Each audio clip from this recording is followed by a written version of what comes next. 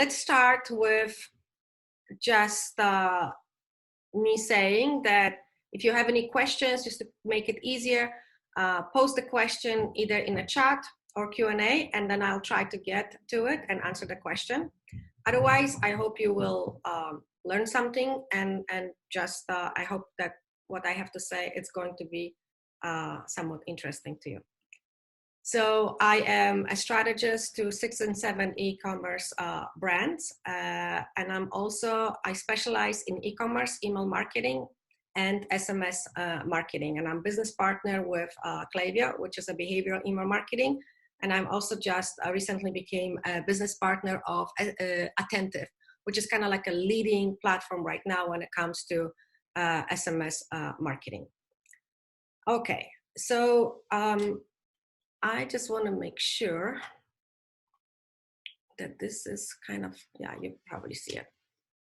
So the very kind of, what are we going to cover today is, this isn't probably what most of you think e-commerce, how e-commerce is. I am going to be covering e-commerce from a more technical point of view, because I noticed there's a huge disconnection. Lots of people come to me and they say, well, I have this website and we are not making any sales. And then they say, well, I have an Instagram account, I have this, I have that, but we're just not making any sales.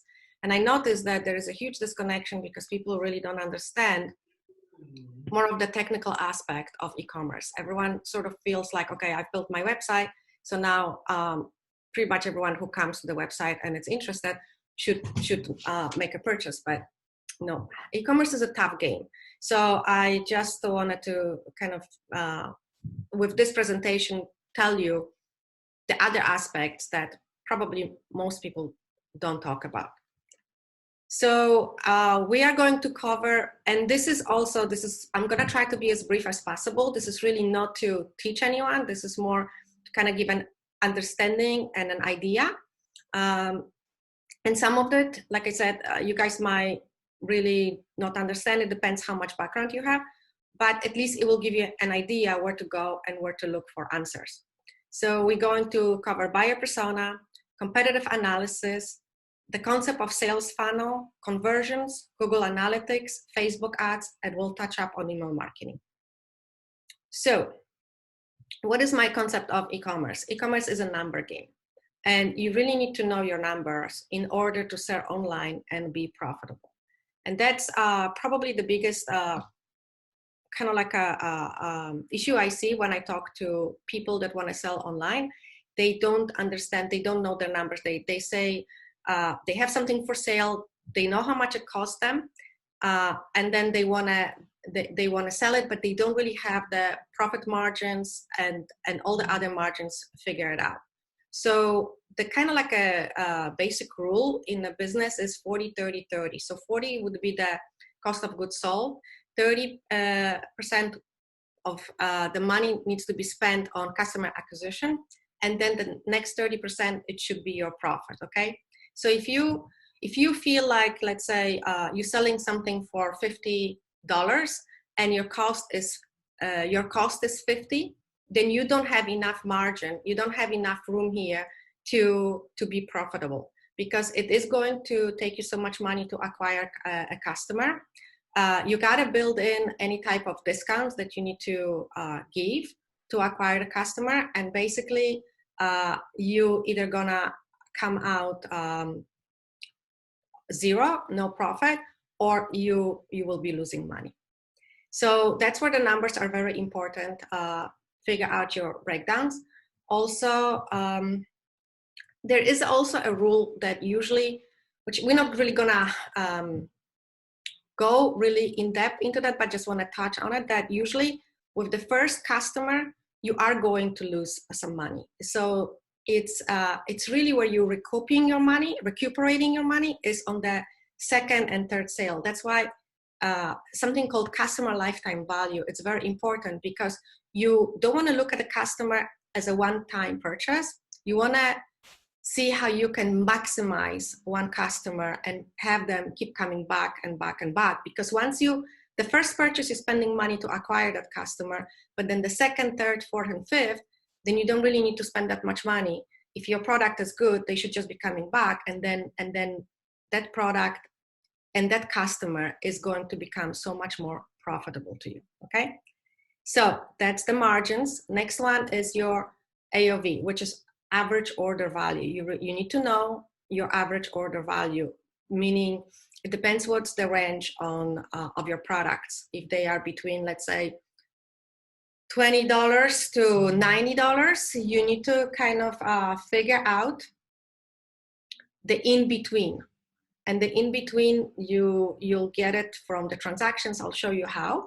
But then the in-between number, it's going to be called the average order value that you need to sort of, you know, that it is going to be a very important number to pay attention to. Hold on, I gotta turn off my phone because it's distracting me. All right, and then the next number, the next set of numbers that we need to focus are going to be your conversion numbers, meaning everything on a website, the mechanics, everything that has to do, whether they are pop-ups or email or web or website itself, everything is really based on numbers of how well they convert, okay? So we need to look at those numbers, and these numbers are the indicators how well are we doing. There are, of course, industry benchmarks that we can go by, but in general, you kind of gonna get an idea. Let's say for like an average conversion for website, it's really low. It would be kind of like a 1% for a website to convert, right? So if you know that your website is converting at 0.5, you know you've got some work to do. But let's say if your website is converting at 2, 3, 4, you kind of you're hitting it right in the right spot, right? And I'll go more in depth on that as well. However, I just want to kind of make that understanding that e-commerce is really based on numbers. You got to know your numbers. If you know your numbers, then you know how to go in and adjust the numbers. And that is going to make it easier for you to win, because you will know exactly where your website or everything, that the whole environment is underperforming or is doing really well. And if it's doing really well, then you know how to improve it. So that's that. I can talk a lot, so I gotta kind of watch it, because I know I can talk a lot. Okay, so now, then I always ask customer, okay, so let's say, do you know how much money you would need to make? Let's say if it's a startup or something, you know, a company. I said, you know how much money you need to make in order for you to actually feel like you're making some headways, making profit, right? So for this example, let's say if we agree that we're gonna be profitable based on the previous slide, that if we make $10,000 per month, we're gonna do well. And let's say we know that our website converts at 1%, which is not really relevant right now. But your AOV, which is average order value, is 50. So if you wanna make $10,000 per month and your average order value is 50, you need to make 200 sales, right? So that is, now we know at least how much sales we need to make in order to get to that number. I just have a quick question. You guys can tell me, because I see the images myself and stuff here on the screen. Is this in your way, or can you see the slides without any interruption? No, it's perfect. Okay. I think it's perfect, yeah. All right, so question is, now we know we want to make $10,000. We know the AOV is 50. We need 200 orders. And from Google Analytics, we know our conversion rate, a website conversion rate is 1%. So how much traffic do you need with 1% conversion rate to make that $10,000? You need to bring 200,000 visitors, 20,000 visitors, okay? And this is where the work begins. So now I kind of like reverse engineer the process for you. You know the end goal, and now you know how much traffic, what you need to bring to the website to get there. Okay, so let's say we need 20,000 visitors. Let me show you best ways to get those people. So first of all, we need to figure out our buyer persona. And it kind of makes me laugh sometimes when I ask a customer what's their buyer persona, and they send me just like three lines. Let's say 25, male, and I don't know, likes rock music or something like that. And it's like, well, it doesn't give you anything. And I will go in more depth why it's so important. But when you talk about your buyer persona, you have to imagine your ideal customer. Okay, it has to be like the ideal person that it would come and buy and love your product. It would become your product advocate and would keep coming back and over and over. So who that person is, male, female, you got to figure out the age. You got to figure out, let's say, where did this person live? Because if you're selling, let's say, summer slippers, like beach slippers, then probably people that live somewhere, where it's cold all the time, they would be interested in it, right? So this is a little kind of like a no-brainer. It shows you the professional info. It shows you, it's important to figure out the values and fears, because if you know that, then you can overcome any objections this person might have when it comes to buying your product, okay? So let's say if we know that this person is an environmentalist and she is against animal cruelty, well, you wouldn't want to sell her, anything that has to do with fur or any animal products, right? Because it would go definitely against their value. So that's why it's so important to figure out exactly who your ideal customer is and really dig deep. This has to be kind of like a project where you do spend some time and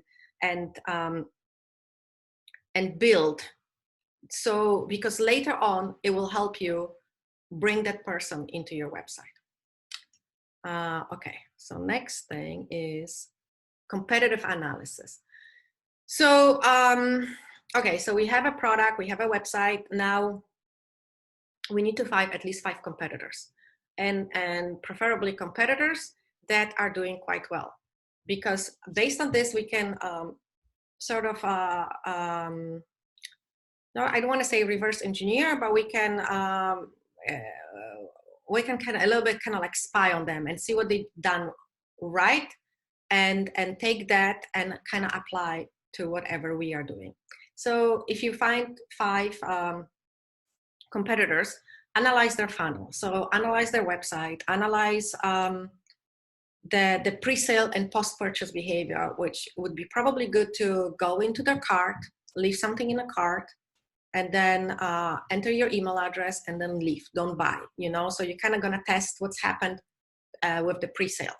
And then, maybe a week later or so, actually go and make a purchase. And then you see how their post-purchase funnel is built. Like, are they doing you, what kind of upsells are they giving you? Or what kind of offers are they giving you after the purchase? So it's really good to kind of see what others are doing. It's just going to give you much more insights and ideas of how you can improve your customer journey.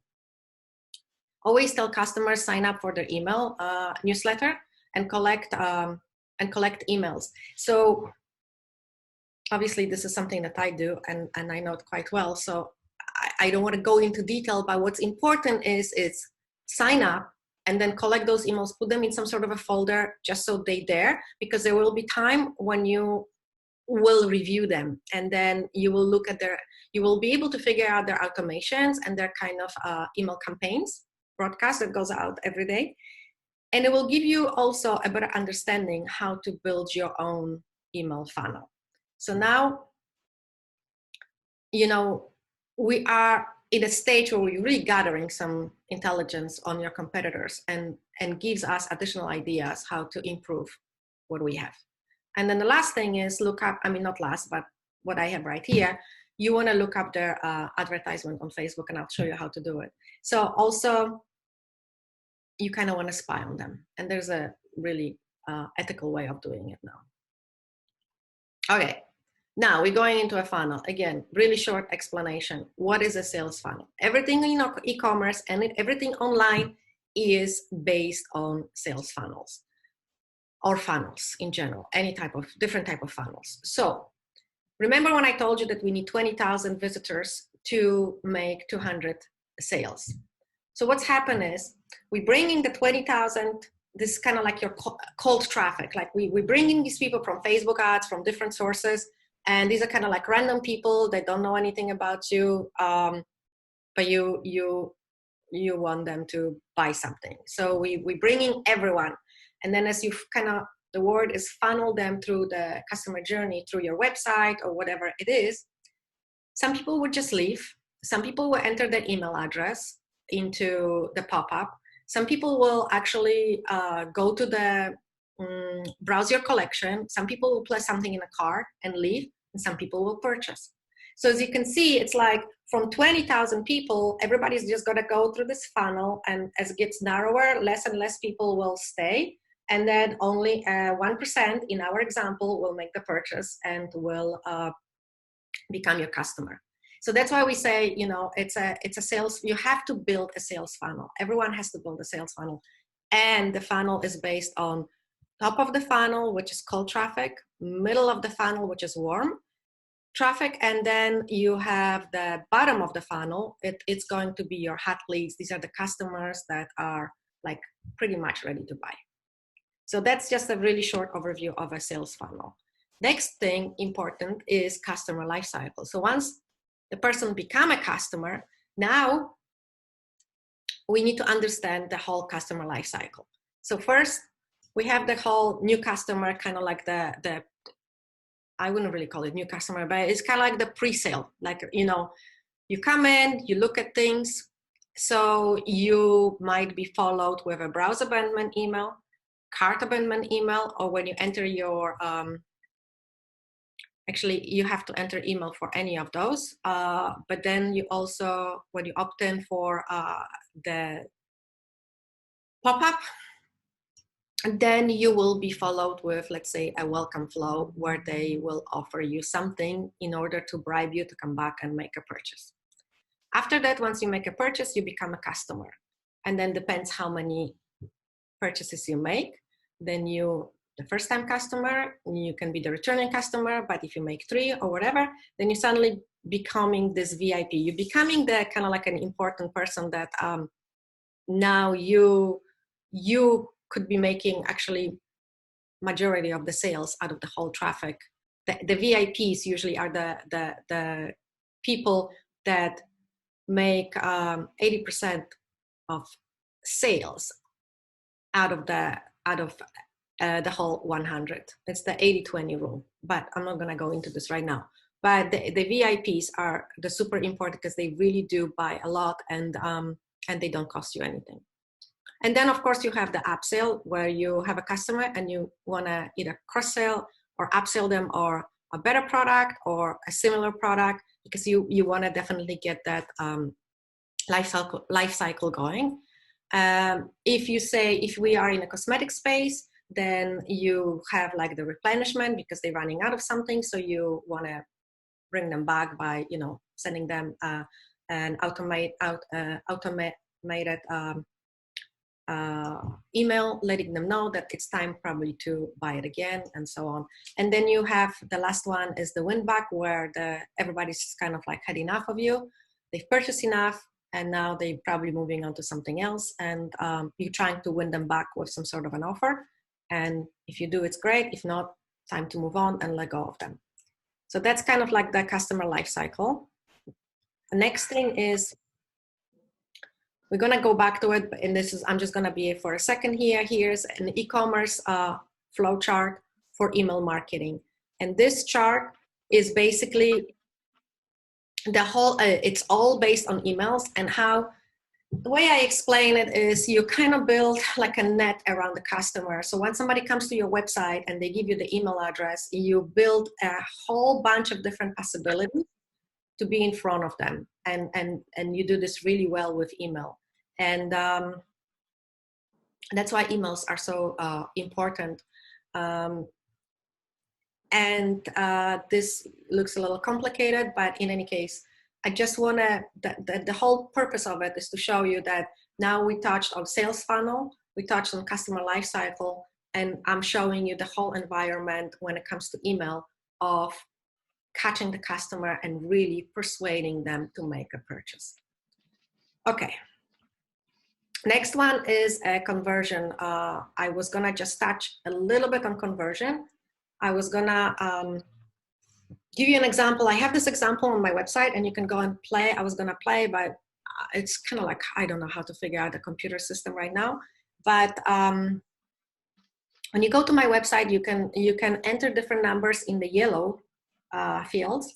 And then if you click calculate, it will actually calculate the big number in the bottom.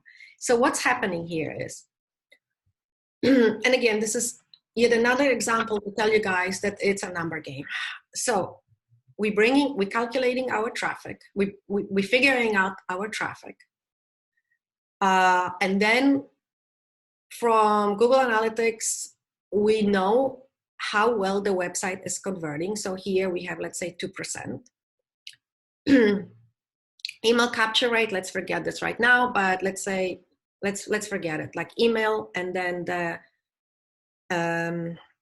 everything to do with email, let's forget it because we don't need this. However, it will add up additional value and it will add up additional sales. In this case, let's say you can see that how much, if you increase the traffic, if you increase the conversion rate, and then if you play with the average order value, if you kind of play with that number, you can see the difference. You can see how much more money you can make, you know. And I think this is also a really big eye opener. And if you add email to it on top of it, then the numbers just, I mean, it's just like a totally different game. So you can actually go, like I said, this is on my website. You can take a look at how this calculates. Next. Okay. Now we are moving to Google Analytics. So what I was gonna tell you guys is there's a lot of clients that, like I said, they don't have any of that. They don't understand numbers. They don't have numbers. They can't read numbers. So yeah, when you set up your website, you have to make sure you have Google Analytics set up on your website, okay? Once we have Google Analytics set up, you gotta make sure you have the e-commerce section turned on, because the e-commerce section is gonna let you see how many transactions you have and how much revenue you make. This example here, it shows, first of all, it shows all the different channels where the traffic is coming from. And that's very important because we can see which channels are performing best, which channels are underperforming, and we can see how we can shift or tweak or whatever it is that needs to be done. In this case, we know that Google Organic is doing really well. And we also can see our average conversion rate, which is 2.32, right? But you can also see that organic is doing well, direct is doing less, social is doing terrible, which is pretty much normal, paid is doing quite well, email is doing really good. So you can kind of see what is doing how, and then you get the average number. So yeah, so that's why this is kind of like one of the very important things in Google Analytics to look at. Next is here also you can figure out your AOV, average order value. So in this case, it's 64.56. But you can see that organic is doing much better because the average order value with organic is 74, where let's say social is 46. So anyways, by looking at these numbers, you can learn a lot and you can figure out your customer behaviors. You can figure out where they're coming from. And let's say if you know that organic is doing really well, then you know maybe I just need to kind of reinforce this channel a little bit better. And you know, maybe I need to put a little bit more money into SEO. You know, just kind of like make these decisions instead of blindly spending money on channels. Let's say here we have social and social is underperforming. With this client, I don't know how social really important is, but you know, maybe it would be good testing and putting some money into social and see whether it's going to go down or up. And after the test period, you say, well, it's not really, you know, my game, so let's just, you know, put more effort into SEO. I mean, it's just kind of like that sort of decisions. It makes you much more smarter about what's going on, and you can make more educated decisions instead of just making this into a guessing game. All right, now here's a really good one. I can't really see and I don't know how to move it for some reason. I can see the one side of the screen, but so I don't see the numbers, but you can actually see the age group. Looking at this, you can see what is your age group. So this customer here, I think that his age group is everyone 45 and up. See, these are his customers because the numbers are much bigger. I don't see the conversion, but I have a feel, but I do know that the conversion is probably much higher. So you see, again, it's like you can learn so much more. And when I was talking about the buyer persona and their age, like you might, because I had this happen with one client, and we were targeting young girls. And then when you look at Google Analytics, it was completely different. It was the older demographics that were making more sales. And not only they were making more sales, but they were spending more money. And that's also important, you know, who is spending how much, because maybe one channel will be performing higher, but the average order value will be smaller. So again, something to look at. Okay, and one more, and there's a lot more in Google Analytics, but I just kind of want to give you an overview. Next one is also you want to look at the platforms. So we have mobile, you know, in this case, it's kind of 50-50. Mobile is 50%, desktop and tablet is also about 50. It depends. I have clients that have 90% mobile and 10% desktop. Again, it just gives you a different perspective how to look. Let's say here, desktop, I know that desktop for this client, because it's older demographic. So then maybe the product also, it's just easier to learn about it on desktop, but it's older demographic, and they will look on mobile, but they're gonna come back. More conversions are happening on desktop. So again, if you know that more conversions and you have a higher order value with conversions, then you really want to kind of like fortify the desktop versus, you know, mobile. Okay, now we're going into Facebook ads, which is always kind of fun when I talk to people, because not many people really understand. I have something, I have a plugin that allows me to see who's got a Facebook pixel installed on their website. Maybe I should touch up a little bit on Facebook pixel in general. So it's a small code cookie that we put in the website, and that allows Facebook to follow everyone who comes to your website. Facebook will know where they go after and what is their behavior on your website, and they gather so much intelligence from it that they are then able to find the right customers and put them in front of you. So it is very important that when you have an e-commerce website, the very first thing you do, besides setting up Google Analytics, you set up Facebook Business Manager and you install Facebook Pixel. And once you install Facebook Pixel, you also need to kind of make sure that it tracks all types of conversions on the website. And I'll show you what those conversions are. So this is just an example. Here, let's say for e-commerce, the conversions would be page view, view content, add to cart, search, initiate checkout, purchase, complete registration, add to wish cart. You see, so we have all these different type of conversions or events that Facebook is tracking. So now they know who was looking at what on your website. And when you're running ads, they can present you with exactly the right ad, because they just know so much. They know that you place something in the cart. So you can run retargeting ads, catalog ads, just for everyone who placed something in the cart. And now, I guess what I want to say here is, this is where you're not wasting your money, because you can be very detailed and targeted. And instead of just putting your content in front of everyone who might be interested, who might not be interested, you can put a very specific content in front of the right person. So if you know that I was in your cart and I was just one click away from making a purchase, you're obviously gonna present me with an ad that just wants to push me over the edge, versus me just looking at your content and leaving. Because if I'm just looking and leaving, that doesn't really show you that I am that interested, right? But if I'm in a cart, that I probably could be a customer.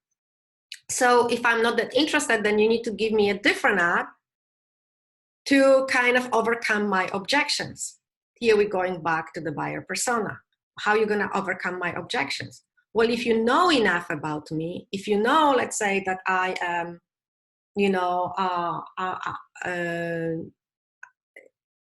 I'm against animal cruelty, you're going to make sure that I read about your product and say that it's animal cruelty free. Like all kinds of, you want to overcome any type of objection I have in your copy on the website.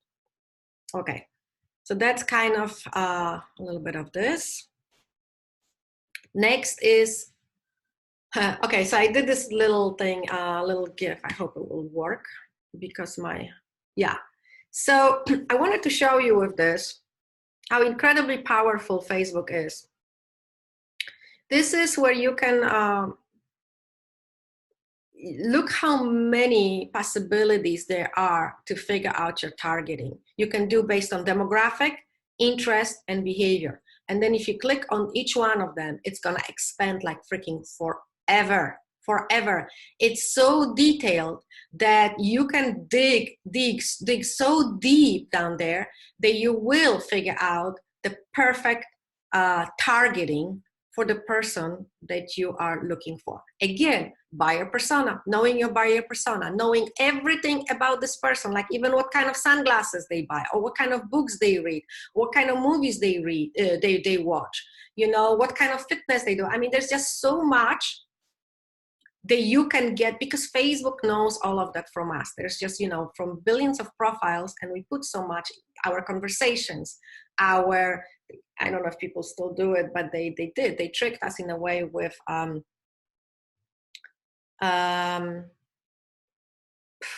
remember at the beginning where they asked you to like put your hobbies and like what kind of music you like and all of that? It was just such a freaking scam. They just really wanted to learn as much about you as possible. And we thought that it was just kind of to make our page nicer. Hold on, somebody is, hold on one second. There's something in the chat going on. Oh, somebody.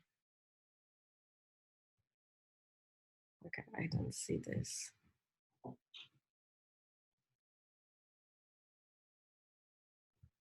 Okay, so I think we're all good here. Okay, let me see. Oh, I've lost my mouse again. Sorry, guys, I don't know how to do this. Can you see my, the chat box that you do? I don't know how to get rid of it. Yeah, let me see. For some reason, the mouse is not cooperating. Okay, let me go back here. All right, I think so. All right, so we're here on the demographics, right? So trust me, they know so much, and not only, but you can give them a list of your best customers and they're gonna find your lookalikes. I mean, again, I don't wanna really go deep into Facebook, but I wanted you guys to have an understanding how powerful tool it is. And I'm pretty sure still it's the cheapest way of advertising out there. It's much cheaper than Google because Google is targeted. This one is not targeted, but it's probably still the best option to bring traffic to your website. You just need to know really what you're doing, or hire really good people. Okay. Next thing is, let me see. Okay, Facebook ads. Now, after this whole Cambridge Analytica scandal, Facebook changed. They definitely took out many of the demographics. I think we can't target people by the amount of money they make. You used to could, but they also added, I think that also happened after the last election, they added this page transparency. So basically when you go to somebody's, let's say you know your competitors, that's what we were talking about, you've got your competitors. So now you can go to these competitors' Facebook page and you can look for this box, page transparency. When you click on that, it will open up another box and you see go to ad library, and basically you can see all the type of ads they are running, okay? So now this is great because you can learn, you know, you can see what kind of creatives they have. You can see what kind of copy they have. I am not sure if you can see how well the ads are performing, but in any case, it just kind of also, it gives you kind of like a head start, you know what I mean? Because you don't need to reinvent the game. You can go and see what the best in the business are doing and you can just adapt it for yourself. And I feel like it's a good shortcut, and especially for everyone who is just learning. So that would be kind of like a good start. So you know how to spy on your competitors' Facebook ads now as well.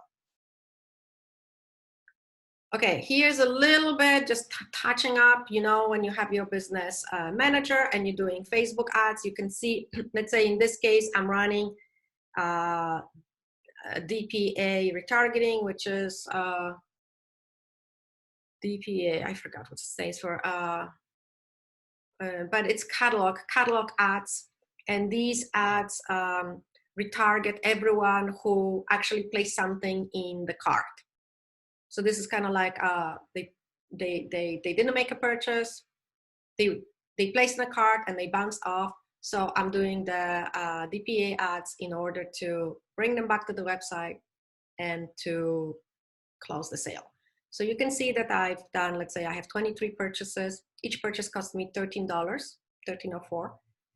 You can also see in the other breakdown how much value that I had that people added to cart and didn't purchase and bounce off, and then how many actually website conversions I have, and you can kind of like do the analytics here, analysis here. You can see whether you're profitable, because I think from here I can see it because it's blocked, but I think my ROAS are kind of like a 3, but this particular one is at 5. So meaning that for $1 I spent, I'm making $5 in sales. So again, another good number to understand, because if you're not, then you're wasting money. Then you're just wasting money and you're not getting your money back. You have to calculate the cost of goods sold and all of that, but still, it's just really good benchmarks for you to understand what's going on. Okay, so now we're back into this e-commerce flow chart, because I think this is we pretty much finished. I just wanna I have 3 slides on email marketing. So this is kind of like the system that we set up for every e-commerce website. And this is now targeting everyone with emails. And that's why, you know, those annoying pop-ups. And it's also kind of funny to me when I hear people and they say, oh, no, I don't want these pop-ups because they annoy customers. Yeah, they probably a pain in the ass. But on the other hand, you have no idea how much money these things make. And I'll show you, because it's crazy.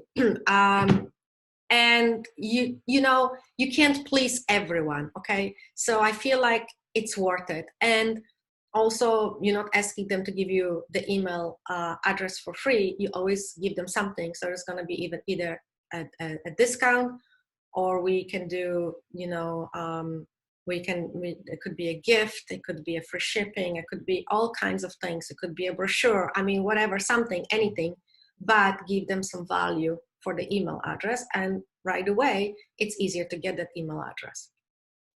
So this flow chart here shows you how to do the pre-sales, the post-sales, and all of that. And then it's all an automation game. So it's kind of nice because you set it up once and then it just kind of like runs on autopilot.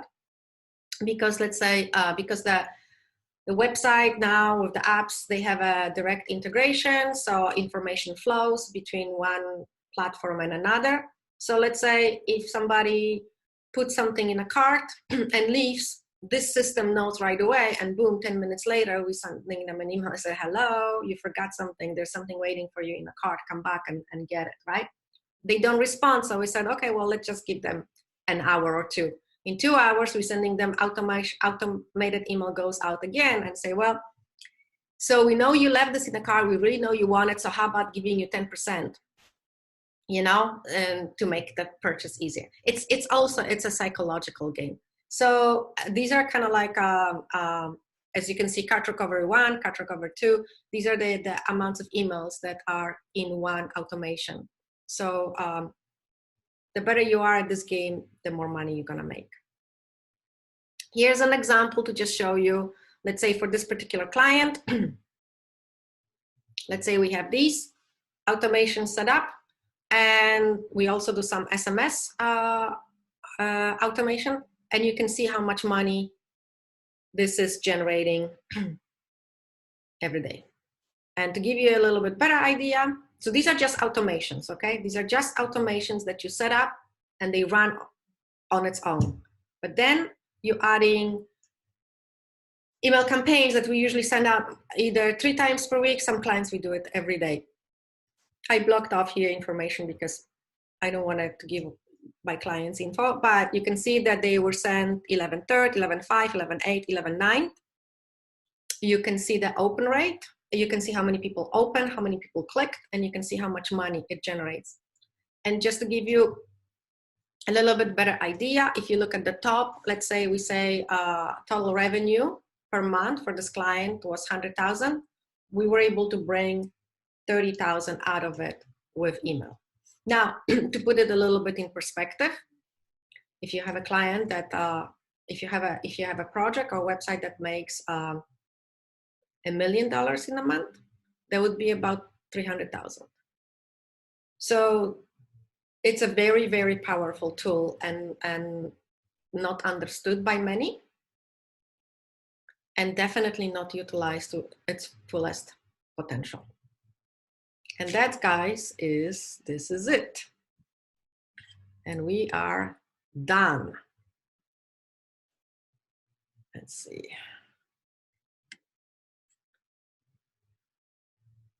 So I've got some, okay, I see the chat. Let me see if I can find if there are any questions. But if you guys have any questions, let me know and I'll try to, I don't see questions. Something is coming up. Well done. Okay, thanks, Kendra. What was the name of the competitor spyware? Oh boy, there is a few of them. I think I would say SEMrush is probably, yeah, I can make the slides available. There is a lot of it. There's, I think it's SEMrush, I think it's Href that you can, yeah, that you can do it. Kendra, maybe you can help me out because I don't remember all of them. We have one, let's say mail chart that I do all the analysis for mail. I think SEMrush is really a pretty good platform to kind of spy on your clients, and I agree with the mail charts. It's really, they're both really good tools to use. I guess maybe I need to add this. If you guys would have any idea how much freaking incredible apps there are out there that help you spy on everyone. I mean, I was gonna actually do a recording to show you an example of they're called Hotjar or Mouseflow that we use, and basically it's a code that you put on your website and it will record every session of a customer, every session. I mean, depends how big is your subscription, right? But imagine that you can log in and you can see a customer on your website. You can see, it will show you every device they are on, how they're viewing your website. You can find any imperfections with your website. You can see what, you know, if they have any friction with the website. So the recordings are incredible. I mean, then you can spy on people. Then you can you can follow them. I mean, it's just, there's just so much stuff out there to learn, to help you learn and figure it out what's going on. It's just most people really don't know. So yeah.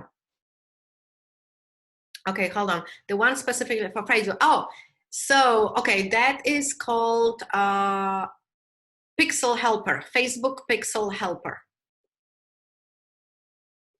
Are the Google Analytics? Yes. So you need to set up a Google account, and I suggest doing two things. First is general Google Analytics, and second is web, what is it called? Kendra, do you remember? Search.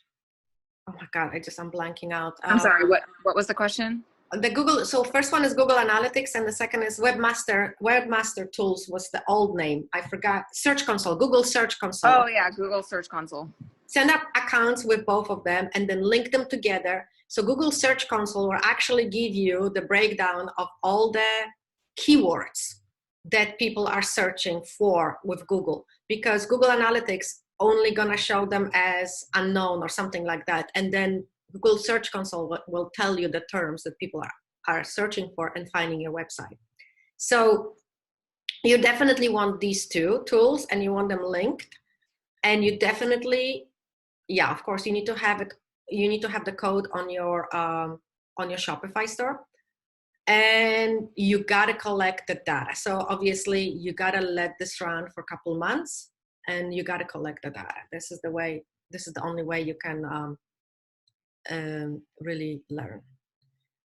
So, but then when you spy on, like, if you're just starting out, if you spy on your competitors, you can at least get some initial data to be able to start making like your first projections on definitely, keywords and etc. Yeah. So okay, let's see. I'm thinking about starting a private Facebook group for my clients. Can you do ads? No, I don't do ads. No. And this is another thing, guys. I want to stress this. I chose to do only one thing and become the best at it I can, and this is email marketing. Obviously, you can see I know Google Analytics, I know Facebook ads, I know all of that, but I'm not as good at it as I am with email, because I believe it's all about niche, and this is what you guys have to do with your stores too. That's why I'm saying it. People are having too broad of a selection. If you're too broad, then imagine how many different buyer personas you need to create and then bring them in it. If you have something very specific, okay, so you have two buyer personas, you have male and female, let's say, or something like that. But you gotta be more specific with what you are selling and who you are selling it to. If you're gonna try to sell it all, you probably won't be selling much. Okay, so Sarah, the slides are available. Okay. Any more questions, guys?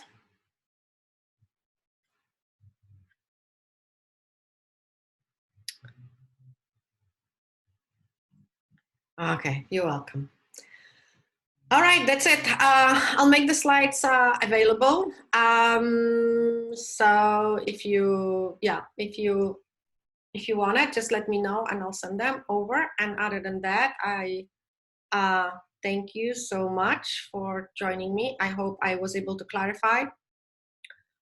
My goal was to actually making sure that you guys understand the misconception is gone.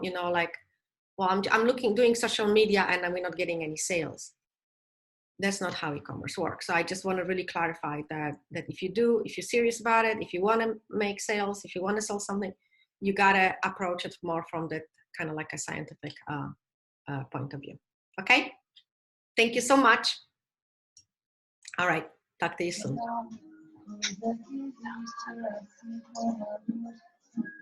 Hi, Kinga. Hi.